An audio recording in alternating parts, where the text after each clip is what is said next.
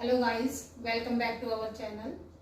कल की क्लास में हमने पढ़ा था what is power sharing, power sharing क्या है, और आज की क्लास में हम पढ़ेंगे why power sharing, power sharing क्यों जरूरी है। There are many reasons behind the power sharing. Power sharing के पीछे बहुत सारे कारण हैं, ठीक है, जिसकी वजह से हम कहते हैं कि पावर शेयरिंग बहुत ही जरूरी है। First of all, to reduce the chances of tension and conflicts. सबसे पहले में क्या बता रखा है कि पावर शेयरिंग की वजह से, ठीक है, डिफरेंट जो रिलीजियस ग्रुप्स हैं, डिफरेंट जो लिंग्विस्टिक ग्रुप्स हैं, उनके बीच में पॉसिबिलिटीज होती है कि उनके बीच में टेंशन एंड कॉन्फ्लिक्ट्स क्रिएट हो सकते हैं। किसको लेके? पावर को लेके। अगर हम उनके बीच में पावर को शेयर कर देते हैं तो उन चांसेस को हम काफी हद तक क्या कर देते हैं? रिड्यूस कर देते हैं। ओके।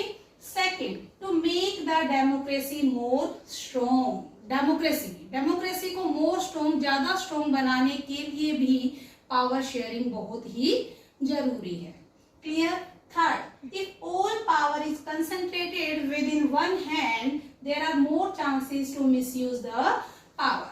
कई बार क्या होता है कि सारी पावर, ऑल पावर एक व्यक्ति के हाथ में, वन इंस्टीट्यूशन के हाथ में क्या होती है? कंसंट्रेटेड होती है। तो यहाँ पे मोर चांसेस हो जाते हैं कि वो वन इंस्टीट्यूशन और वो जो एक व्यक्ति है उस पावर को क्या कर सकता है? मिसयूज कर सकता है। फॉर एग्जाम्पल, जैसे किसमें होता है? मोनार्कियल फॉर्म ऑफ गवर्नमेंट, ठीक है, जिसमें all power is concentrated with in monarch, जिसमें सारी पावर किसके हाथ में होती है? मोनार्क के हाथ में होती है। So power sharing is very important to any country. Let's consider this with two countries why power sharing is necessary and why power sharing is desirable. First country is Belgium and second country is Sri Lanka. Okay, first of all we discuss about country Belgium. Okay, background of Belgium देखिए, Belgium is a European country. Belgium जो है वो European जो continent है उसमें लाई करती है। Okay, Belgium is smaller than Haryana.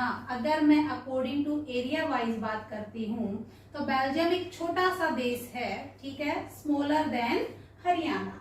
Okay, Belgium share its border with France, Germany, Netherland and Luxembourg. Belgium कौन कौन सी कंट्रीज के साथ अपने बॉर्डर को शेयर करता है? क्लियर? तो ये मैप देखिए, map of Belgium. In north this is Netherland, in south this is Luxembourg, clear? In west France country and in east German country. Okay, इसके बाद में जो मोस्ट इंपोर्टेंट जो पॉइंट है बेल्जियम वाले टॉपिक में वो है एथनिक कंपोजिशन ऑफ बेल्जियम।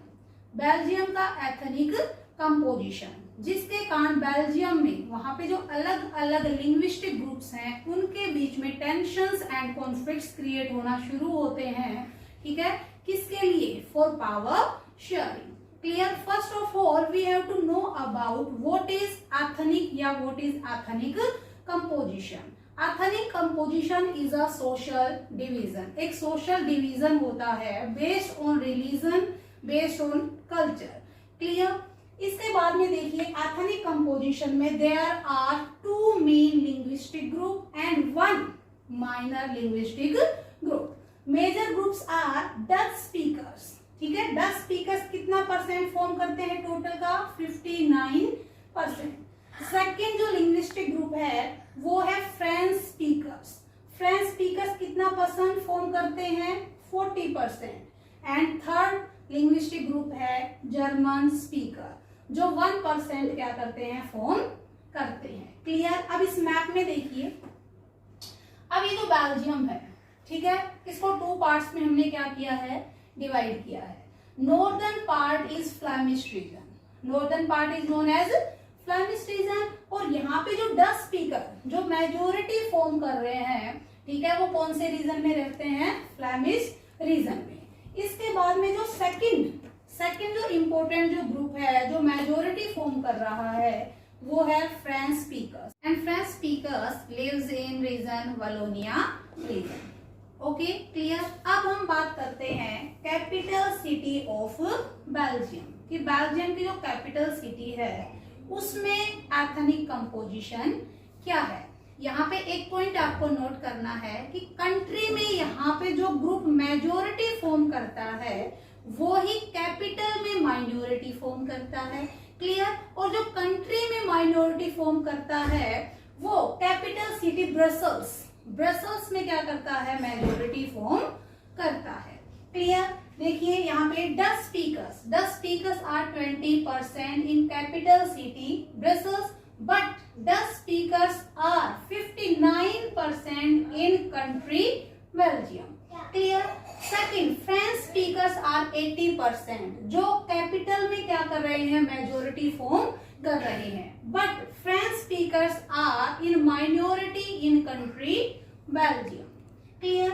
फिर यहाँ पे क्या होता है कि यहाँ पे जो मेजोरिटी ग्रुप है इन कंट्री, जैसे कौन सा, 10 स्पीकर्स, ठीक है, wanted to dominate on the minority group, मतलब 10 स्पीकर्स जो हैं वो फ्रेंच स्पीकर्स पे क्या करना चाहते हैं, डोमिनेट करना चाहते हैं on the basis of majority.